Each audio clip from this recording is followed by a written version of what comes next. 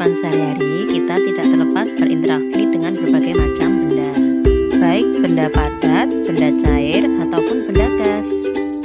Tapi, tahukah kalian bahwa benda-benda tersebut memiliki penyusun yang berbeda-beda? Assalamualaikum warahmatullahi wabarakatuh. Apa kabar anak-anak kelas 5A? Semoga kalian tetap sehat dan semangat meskipun belajarnya untuk sementara waktu harus dilakukan di rumah masing-masing. Nah, pada kesempatan kali ini Bu Marina akan menyampaikan materi tentang zat tunggal dan zat campuran. Tapi pada video kali ini Bu Marina sifatnya hanya konfirmasi ya. Jadi sebelum menyimak video ini, pastikan anak-anak sudah membaca buku paket tema 9, yaitu tentang benda-benda di lingkungan sekitar kita. Berbicara tentang zat tunggal dan zat campuran, sebenarnya hampir setiap saat kita bersinggungan dengan kedua benda tersebut. Contohnya saja, ketika kita bangun pagi, kemudian makan, minum, membuat susu, membuat teh, maka kita sudah jelas akan bertemu dengan yang disebut dengan zat tunggal dan juga zat campuran. Nah, teman-teman sudah membaca buku paket tema 9, pasti sudah tidak asing lagi dengan 7 istilah di dalamnya. Di antaranya yang pertama adalah materi, yang kedua adalah zat tunggal, yang ketiga adalah campuran, yang keempat adalah unsur, yang kelima adalah senyawa, kemudian yang keenam ada homogen atau larutan, dan yang ketujuh adalah heterogen. Kita bahas satu persatu. Ingat, Bu Marina di sini hanya mengkonfirmasi, jadi pastikan sudah membaca buku paket tema 9. Kita mulai dari yang pertama, pengertian tentang materi. Materi yang dimaksud dalam pembelajaran IPA adalah segala sesuatu yang memiliki ruang atau memiliki volume dan juga mempunyai massa. Berarti yang dimaksud materi itu dapat berupa benda padat, benda cair, maupun benda gas. Nah, materi di dalam kehidupan kita ini dapat dibedakan menjadi dua, yaitu zat tunggal dan campuran. Untuk zat tunggal, contohnya banyak sekali. Misalnya,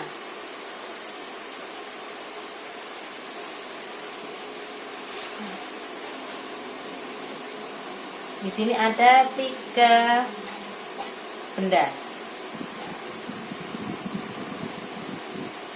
Air adalah contoh zat tunggal.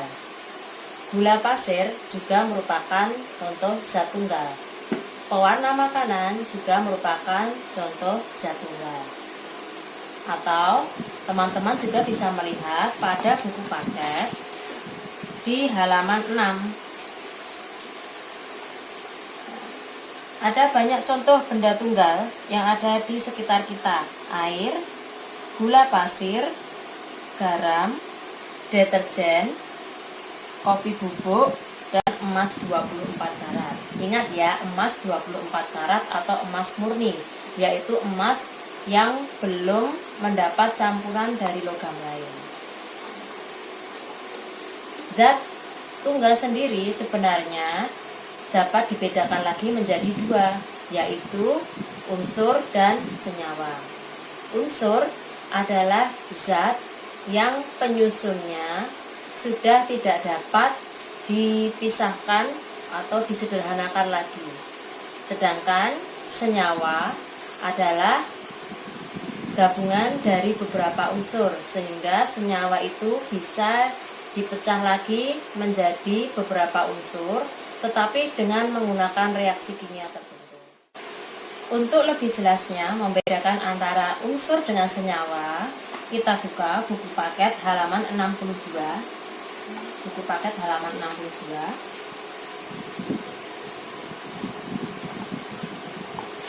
Disebutkan bahwa unsur adalah zat tunggal yang tidak dapat diuraikan lagi menjadi zat lain yang lebih kecil atau yang lebih sederhana.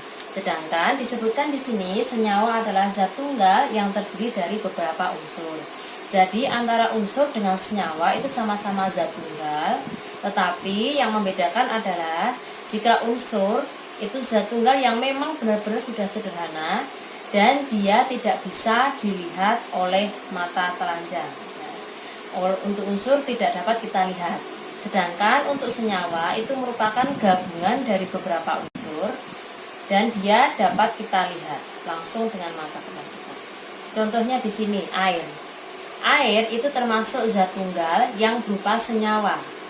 Rumus kimia air adalah H2O, yang berarti air adalah senyawa yang terbentuk dari unsur hidrogen dan juga unsur oksigen. Untuk unsur hidrogen dan unsur oksigen kita tidak bisa lihat teman-teman, ya. Dan penggabungan antara hidrogen dengan oksigen untuk membentuk air ini tidak dapat kita lakukan secara fisika, melainkan melalui reaksi kimia atau peristiwa kimia. Contoh yang kedua adalah gula pasir. Gula pasir memiliki rumus C12H11O22, yang berarti C itu menandakan gula ini terdiri dari unsur yang pertama adalah karbon, H hidrogen, dan O adalah oksigen. Untuk karbon, hidrogen, oksigennya tidak bisa kita lihat, tetapi ketiga unsur tersebut membentuk senyawa gula yang bisa kita lihat.